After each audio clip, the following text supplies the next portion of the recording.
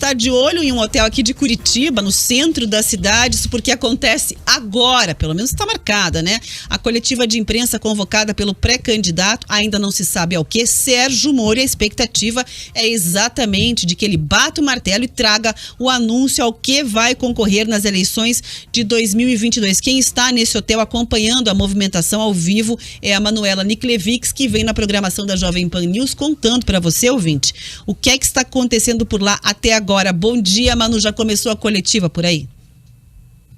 Oi, Rafa, oi, Riva, bom dia para vocês, para todo mundo que está acompanhando o RN Dia Paraná. O evento ainda não começou, está um pouquinho atrasado, estava marcado para as 11 horas da manhã, a imprensa está toda aqui reunida, também outros integrantes do partido de Sérgio Moro, que é a União Brasil, mas o ex-ministro e ex-juiz ainda não chegou. Expectativa muito grande, como você falou aí, para que ele anuncie, bata de uma vez por todas aí o martelo e anuncie para qual cargo ele vai concorrer nas eleições deste ano aqui pelo estado do Paraná. Importante a gente frisar que esse anúncio vem exatamente um mês depois que Sérgio Moro teve a transferência do domicílio eleitoral negada pelo TRE de São Paulo. O que aconteceu, então, depois que isso aconteceu? O ex-ministro retornou ao nosso estado, ao seu estado de origem, né, o Paraná, sem recorrer da decisão. Ele podia ter levado aí essa decisão para instâncias superiores, para o Tribunal Superior Eleitoral, decidiu não fazer isso, voltou ao Paraná quando, há 3 semanas, chamou uma outra entrevista coletiva, mas não tinha anunciado ainda a qual cargo ele vai concorrer nas eleições. Ele não tinha esclarecido, falou que iria viajar pelo estado para ouvir os eleitores antes de tomar essa decisão, que vai ser anunciada hoje. O que os articuladores da política aqui no nosso estado, outros integrantes, né, fontes ligadas à União Brasil, estão dizendo? Que sim, que Sérgio Moro deve concorrer à vaga para o Senado. Ele que vem pontuando bem nas pesquisas, as quais colocam o nome dele aí como candidato ao Senado, está na liderança, junto com o Álvaro Dias, que é do Podemos, sempre em segundo lugar, em algumas pesquisas, levando em consideração a margem de erro, temos até indefinição, né, empate técnico, digamos assim, entre os dois nomes. Muita gente de olho nessa situação, porque Álvaro Dias foi um dos primeiros padrinhos políticos de Sérgio Moro, então a expectativa é de que existia a expectativa de que eles entrassem em um consenso, não saíssem, de fato, para a mesma vaga, mas o que as fontes estão dizendo é que Sérgio Moro anuncia hoje, então, que deve concorrer sim ao Senado. A coletiva de imprensa deve começar logo mais, daqui a pouco eu volto, é claro, com todos os detalhes, só é importante frisar aqui também que a esposa de Sérgio Moro, que também está na política, Rosângela Moro, já anunciou que vai concorrer, também é filiada à União Brasil, e ela vai concorrer a um cargo de deputada federal pelo estado de São Paulo.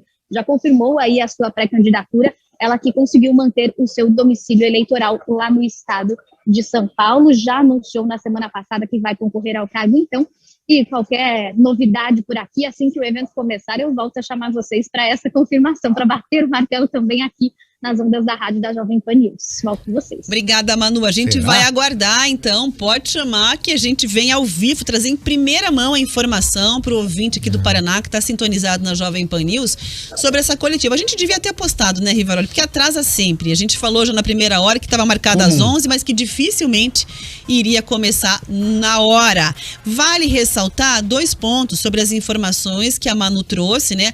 A primeira é que tem pesquisa em que o Álvaro Dias aparece à frente de Moro.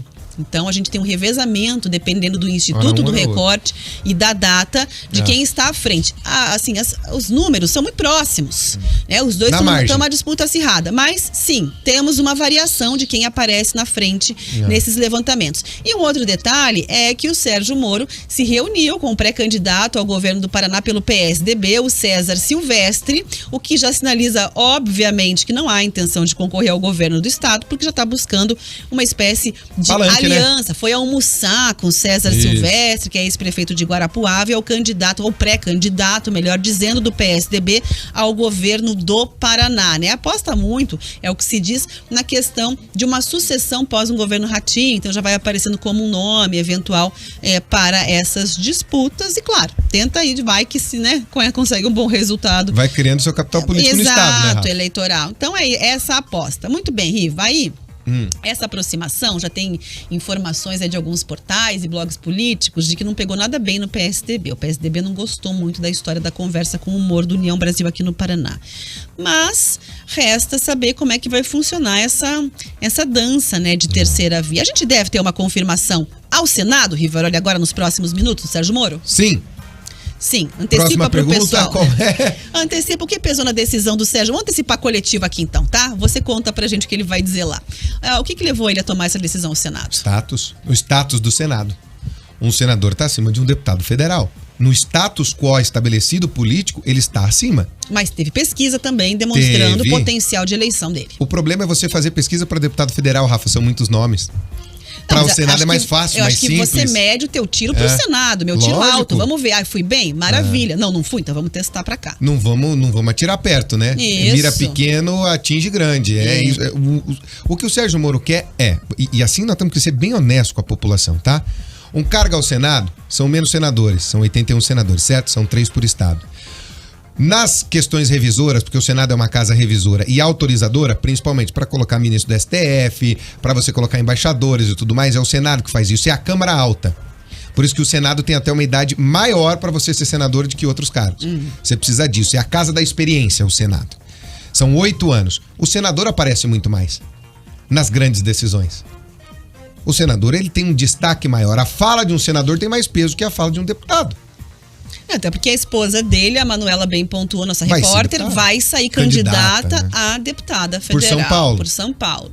Então ele queria, obviamente, e até porque o Sérgio Moro, é inegável que durante a Lava Jato ele se tornou a figura mais popular do país, Riva. Foi. Ele teve um período de imensa popularidade. Foi o brasileiro mais conhecido no mundo. Tinha capa de revista internacional, Forbes, entrevistas internacionais, bonecão de Olinda, tinha de tudo. Tinha tudo, né? O Sérgio Moro realmente foi alçado como um grande herói da nação durante 2 anos, Rafa. Mas ele sabe que quase a unanimidade que ele tinha, só não tinha com o lado petista, porque estava pegando um algo que aconteceu e aconteceu de verdade. Todo mundo sabe disso, ninguém devolve 9 bilhões se não tem corrupção, certo? Só não tinha aquele 30% da população que o PT sempre teve. O PT sempre teve essa votação de 30% no mínimo, mais quando elegeu a Dilma, quando elegeu o Lula. Mas sempre teve essa parcela. Ele tinha uma aprovação que beirava 65%, 70%. E a gente viu a candidatura, ou a intenção de uma pré-candidatura à presidência derreter do Sérgio Moro, né? Aí é óbvio que ele queria conservar ali, né, esse potencial popular todo que ele conseguiu reunir durante a Operação Lava Jato para capitalizar numa carreira política de maior representatividade como o Senado. Muito bem, então a gente vai ter a definição daqui a pouco, o anúncio oficial, o Riva já bateu o martelo aqui, que é o Senado que ele vai sair, né? E aí vale dizer o seguinte, tem enquete lá no YouTube, Jovem Pan, Grupo RIC, nosso canal. O Sérgio Moro acertou ao esperar para decidir o futuro político dele, esperar a pesquisa interna do partido dizendo que ele tinha potencial de eleição ao Senado, porque o partido tinha muita resistência. Vamos trazer bastidor aqui para você. O partido tinha dúvidas sobre o Sérgio Moro. O partido não apostou na candidatura dele ao Senado de primeira, assim, vai lá bater de frente com o Álvaro Dias, 3-2-1, vai com os candidatos que o Bolsonaro vem apoiar aqui no estado e tudo mais. Então testou ele. Ele passou 3 semanas viajando e também rodou o estado para testar o potencial popular, porque ele nunca foi político, ele sempre foi um juiz. E um juiz que vivia no seu castelo, porque o juiz Sérgio Moro era cercado por muitos seguranças na época da Lava Jato, as pessoas viam ameaças, né? Mas pouco ouviam e tinham contato com o Sérgio Moro. A gente não sabia como é que era a voz do Sérgio Moro. Houve um período que a gente não sabia como era a voz do Sérgio Moro. E virou até piada quando descobriram, lembra disso? No começo. Então, a oratória de um juiz é diferente da oratória de um político. Aí vai funcionar um juiz no palanque, conversando com o povo e tal, assim, vai conseguir ter convencimento, aquela coisa do político que, né, enfim, envolve você no discurso, e tem o trâmite...